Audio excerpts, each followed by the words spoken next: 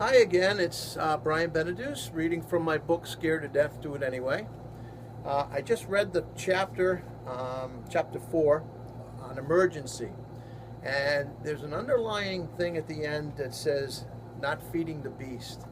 And in my book Scared to Death, Do It Anyway, you'll learn that fighting anxiety heightens anxiety. I just came up with that, but it's true.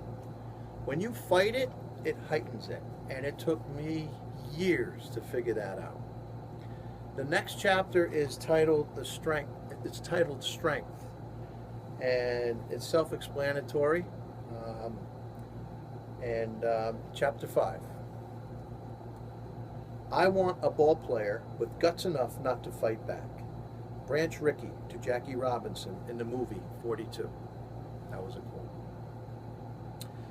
When I was 10 years old, I bought a booklet in a penny candy store in Caney, Connecticut that featured a picture of a man standing with his arms up holding a barbell over his head. This guy looked incredibly powerful and his muscles were gigantic. The booklet offered detailed information on getting strong and promised that if the instructions were followed, I would look just like him. At 10, I had already recognized that there was something wrong with me. And I remember thinking to myself that all my problems, the nervousness, the fear, the panic, the anxiety, were all because I was a scrawny little weak kid. I convinced myself that if I followed the advice in this booklet and got stronger, I would be bigger and tougher, and all my fears and problems would just melt away. Easy. I took the booklet home and read it cover to cover. Then I read it again. I immediately began doing push-ups and sit-ups just like it said I should. We didn't own a set of weights, but I was still able to do many of the strength training exercises, better known today as dynamic workout, in their place. I would work on the muscles in my chest, my arms, my back, and my shoulders every single day. When my parents' friends came to visit, I'd work through my routine alone in my room, then prance around the house with my shirt off, waiting for somebody to comment how big I looked. They always did, but I assumed they just said it to appease me. I looked pretty much the same as I always had. I suppose I was driving my father nuts at this point, so he went out and bought me a beautiful new set of weights so I could do the exercises outlined in the book properly. I dove into the exercises with enthusiasm, and for about 2 months, I lifted and curled those weights every day. But just like most impatient kids of that age, I became frustrated when I didn't get the results I wanted right away. I lost interest and traded the weights for a banana bike. I think my dad wanted to kill me. My new school in Canaan was 5 times the size it had been in New Jersey, and there were a lot of big kids around. I wanted so bad to not only fit in size-wise, but to be normal, not my usual nervous self. And then my father, who was always trying to do better, received an offer to manage a blow molding company in Providence, Rhode Island, and he accepted it. I was leaving Canaan. I felt sick to my stomach. I bawled my eyes out. It was paradise for a kid. Mountains, little girl crushes, baseball, fishing, and neighborhood friends. It sucked. I remember those feelings to this day. Even my favorite Saturday morning ritual of taking trash to the dump with my dad would end. Little did I know it would be for the best for my future. Then when we moved to Rhode Island, there were even more kids, and it felt to me that all the other kids were growing and getting bigger while I remained small. The first friend I had made in my new school in Rhode Island was named Bill. He was a neighborhood kid who thought I was pretty cool. It didn't take me long to figure out Bill didn't have many friends and was terrible at sports. I think he was drawn to me because I was the new kid and because I was small and obviously wasn't one of the cool kids. All the cool kids were big, looked tough, and played sports. One of those kids was a tough, scary-looking kid named Reggie, who wore an army jacket all the time and smelled awful. He was big and also a star member of the school's wrestling team. One day in gym class, the teacher announced our activity that day would be wrestling. And of course, with my luck, I was randomly matched up with Reggie, who not only outweighed me by at least 25 pounds, but he also smelled like pot and cigarettes. I was scared shitless. As expected, he pinned me to the mat in less than 2 seconds. I really had no idea how to fight him off, and as I was going down, I blindly thrust my palms up into his face and struck him square in the nose. It was an accident, but that didn't stop a sudden burst of blood from shooting across the mat. Reggie was humiliated, furious, and fully prepared to destroy me. The gym teacher dove in quickly and broke us up, thank God. If there had been a real fight, I probably would have been killed. Back in Canaan, my younger brother and I had many neighborhood friends with whom we used to play baseball almost every day in the summertime. Skirmishes within our groups of friends were normal. Boys would be boys, as they say. Whenever my brother would get into a squabble with any of my friends, I would always come to his aid ready to fight. But I would pray to myself it wouldn't come to real fisticuffs. I might have acted and looked tough, but inside I was terrified. One of my best friends at the time was named Nate, and he was the toughest kid in our group. His parents had divorced, and I remember he carried around a ton of anger. The second toughest kid in town was Jimmy, and he was twice the size of Nate. I remember Jimmy starting something with me one time, and I remember Nate jumping to my defense and smashing Jimmy square in the face. I'll never forget how scared I was, or forget the humiliated look displayed across Jimmy's face as he ran home. A few days later, my brother mouthed off at Nate during a pickup basketball game. It was just a war of words until for some reason my brother decided it would be a great idea to spit on him. Nate totally lost it and charged him.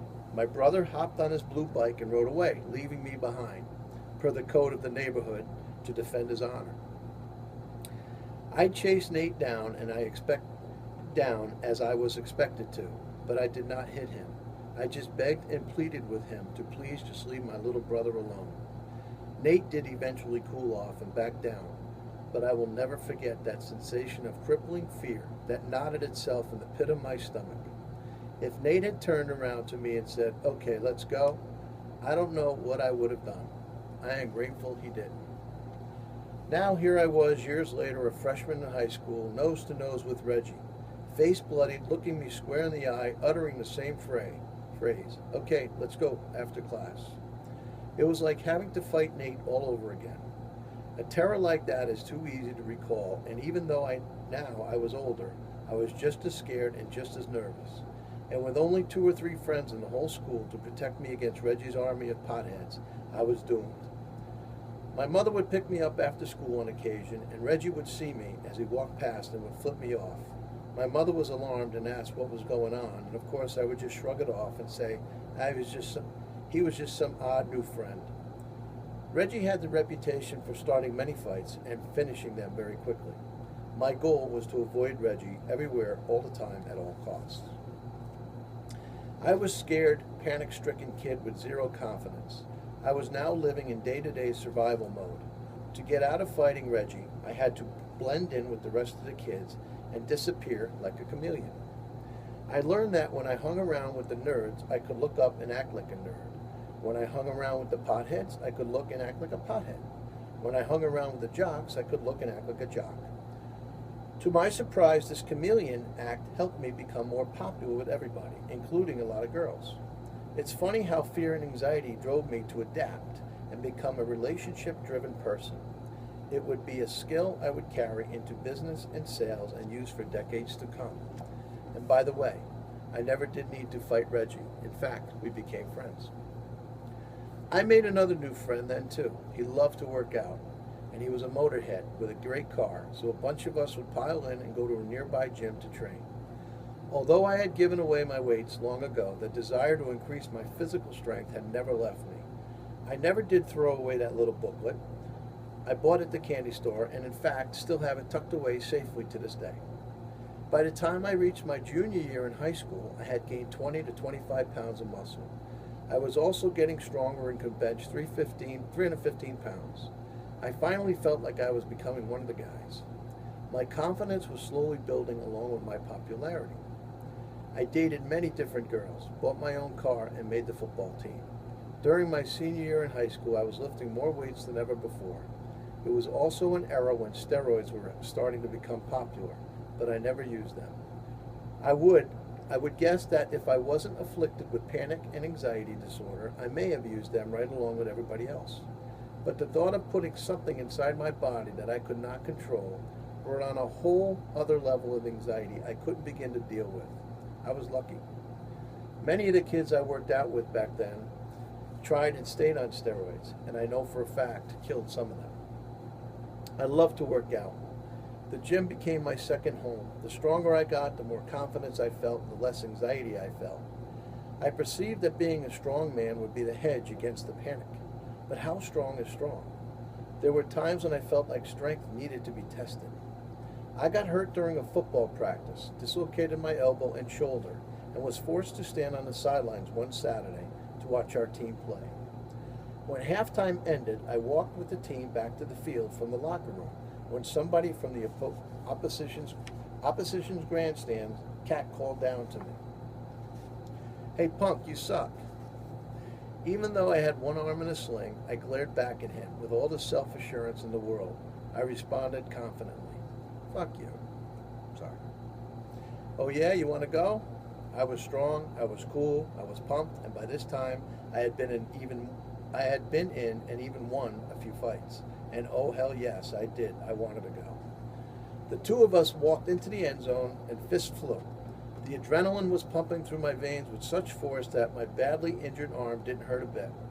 Before too long, the teams had completely emerged from the locker rooms and surrounded us. The referees had returned, and the police who had been watching the game in the crowd were restoring order.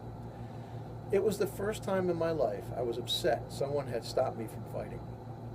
And then, 2 years later, I was working out alone in a gym when a guy I had seen there before asked me to spot for him, to keep an eye on his weights while he lifted. Son of a bitch if it wasn't the guy I fought the day in the end zone. The guy's name was Danny, and to this day I am proud to say we are best of friends. We are as close as brothers. As strong as I am now, and successful as I would be in subsequent fights, I am glad we didn't finish that one that day. Danny is probably the toughest son of a bitch I have ever known.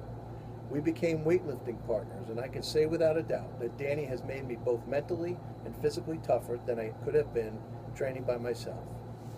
He brought out the lion in me. We pushed each other in the gym harder than anyone on this planet ever could, and sometimes it would even end with the two of us in a fist fight. By now I weighed over 200 pounds, could bench press close to 400 pounds, could squat 500 pounds, and deadlift 600 pounds. All completely natural. We were maniacs in the gym. It was my sanctuary. Danny also suffered from anxiety problems, but he had a better reason than me. He was a guard in the worst part of the local prison. He was 5'9" and carried 220 pounds of solid muscle everywhere he went. He was the guy everyone would call when things got out of hand with an inmate. He confided in me that he felt unbearable anxiety every time he knew that he would be a physical confrontation at work. But the fighting and physical interaction helped him deal with the release of that anxiety. It was a product of the natural human fight or flight response. And since it was his career, job, and the safety of his fellow guards on the line, flight was never an option. Once the adrenaline starts to flow, it flows. That's what happens in a fight. Danny says he has never lost a fight in his life, and I believe him. Although it's okay to push yourself through anxiety and panic attacks in the gym, you can't get away with that in real life. When on business trips later, I would call Danny from my hotel room in the middle of a panic attack. I would be a total mess.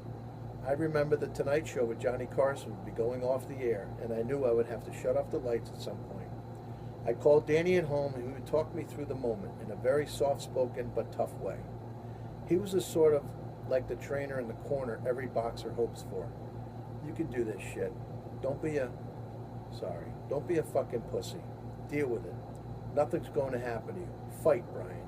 Fight. Fight. The words and phrases he used were the same words I would roll over and over in my mind for years to come during all sorts of attacks. But looking back on it now, I've learned it's exactly what you must not do. I didn't realize that you can't fight anxiety because it feeds on the same flash of adrenaline you need to fight it. It's not like facing the Reggies or the Nates or the Dannys of the world. They are real physical entities standing in front of you. The scary thoughts I needed to fight were evolving deep inside my own mind and would grow when I closed my eyes. I would rather lose a dozen physical fights with anyone, than be forced to fight against the incredible, scary, and terrifying sensations the human body is capable of producing. Accept the anxiety. Develop the strength not to fight back. It is the first step in the healing thought process. This chapter is near and dear to me for many reasons. They're all near and dear to me. This is my, hopefully you can see it, my book I bought when I was a little run. I still have it. It's on my desk in my office at my house. And put my name on it there. How to use weights to improve your health, strength, and physique. Danny, as I mentioned in the book, and it's, where are we, July 2016. I just saw him a couple weeks ago. We stay in touch all the time, and he's a remarkable person. He's somebody that, there's always somebody in your life that changes you. He changed the physical toughness of me. He made me tougher. They always, by following his lead, by looking and seeing what he did, and so on and so forth. And I'm trying not to sound macho, because I don't. This is not the intent here. But this is the part when I started to learn what not to do. That's why I'm getting a little bit more involved in the physical and the strength and the fighting and the so on, because what I tried to do here is the same thing I tried my whole life, which was fight and will yourself. You can do this. I get it. I know I can, and I did. I built a business out of fear. If you notice my shirt, it says, "Motivate for success, get there," and it's a picture of a lion. I have a lot of lions flying around, pardon the pun. The lion to me is, it's to a lot of people, is the symbol of strength. There's no weakness in a lion. There's no fear. And I'm sure there is, but I look at lions as powerful, top of the food chain, and I used to try to become that lion whenever I was fighting this thing. And no matter how big of a lion you are, and how tough you are, and how strong you are, and how powerful you are, and how many fights you get in, your imagination, your thoughts are a hell of a lot tougher than you ever be in your life. And these chapters, as I mentioned, although powerful, bring back some memories, Reggie, all that stuff. The only sidebar here, the only name I've used, other than my brother and my sister and my family, is Danny. He's the real, his name is Danny Pingatore. Some of you might know him if you live in Rhode Island. But I told him, you're the only person I'm going to use the real name in my book.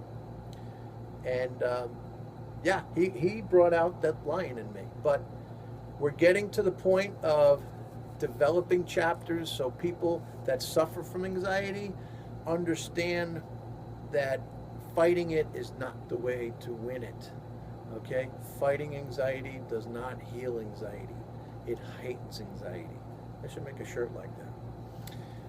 This, by the way, is my business. This morning I had a little business.